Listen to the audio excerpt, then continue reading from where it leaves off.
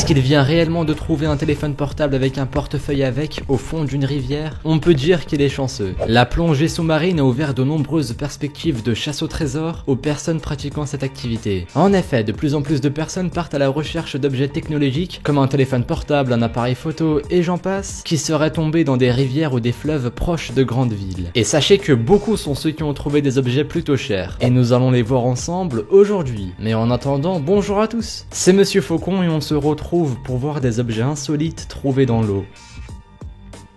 Allez, on commence avec un youtubeur habitué de la plongée sous-marine qui décide de s'aventurer dans une rivière à la recherche d'objets perdus. Sauf que la chasse n'a pas l'air très bonne entre quelques cailloux et jouets qu'il peut trouver par-ci par-là.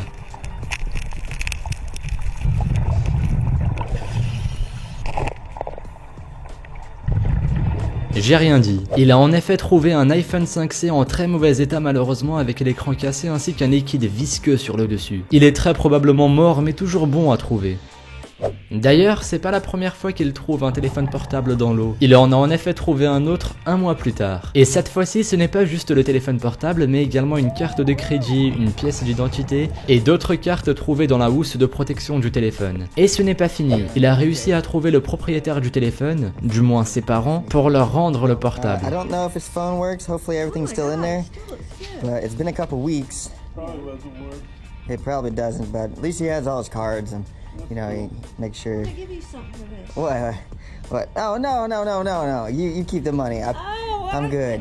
Thank you so much. One of the things that I really like about what it is that you do is I love the fact that you're honest, that you find stuff and you truly do try to find the owner. Je confirme ce que cette personne dit. Allez, au tour d'un autre youtubeur qui va lui aussi s'aventurer dans une rivière pour y trouver des objets. Et il va effectivement être servi car au bout de quelques minutes, il trouve un appareil photo dans un sale état certes, mais dans lequel il peut peut-être y tirer quelques composants toujours fonctionnels. Et ce n'est pas tout d'ailleurs. Dans la même vidéo et dans la même exploration, il trouve une caméra GoPro accompagnée de sa perche. D'autant plus qu'elle a l'air en bon état et peut être toujours fonctionnelle. En tout cas, si on jette un coup d'œil à tout ce qu'il a pu récupérer à la fin de son exploration, on peut se rendre compte que certaines rivières sont de vraies mines d'or. Entre les 4 téléphones portables, les 2 caméras GoPro et des dizaines de lunettes de soleil, il y a de quoi tirer un bon butin. D'ailleurs, si vous voulez vous pencher sur tout ce que ce gars a trouvé lors de ses plongées sous-marines, il en a fait une vidéo dans laquelle il recense tous les objets technologiques de valeur qu'il a pu trouver. On compte plus d'une quinzaine de caméras du type GoPro, plus d'une vingtaine de smartphones, majoritairement des iPhones tiens, des appareils photo et j'en passe. Il dit avoir accumulé tout ça sur 3 ans et quand même, ça en fait beaucoup. Allez, on continue avec une vidéo qui se déroule cette fois-ci au bord de la plage, avec un homme qui part à la recherche d'objets avec son détecteur de métaux. Mais pendant sa recherche, il remarque qu'un objet rectangulaire s'est échoué sur la plage. Il déballe alors l'objet et voici ce qu'il y trouve. Oh hell no. Nah, it means werewolves way. What the fuck?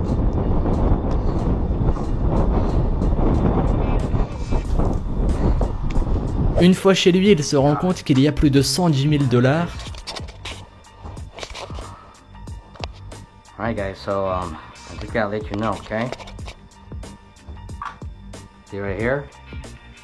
Looking at that? Et en feuilletant un peu les billets, il se rend compte que, oh, des pages blanches. Ouais, le gars nous a fait croire qu'il avait trouvé 110 000 $ au bord d'une plage. Surtout qu'il a publié la vidéo un jour avant le 1er avril. C'était super bien fait, n'empêche. Pour finir, on retourne sur le youtubeur de la première vidéo. Vous savez, celui qui avait redonné le téléphone portable perdu à son propriétaire. Eh bien, durant une de ses plongées sous-marines, il a trouvé une vraie arme à feu cachée sous l'eau.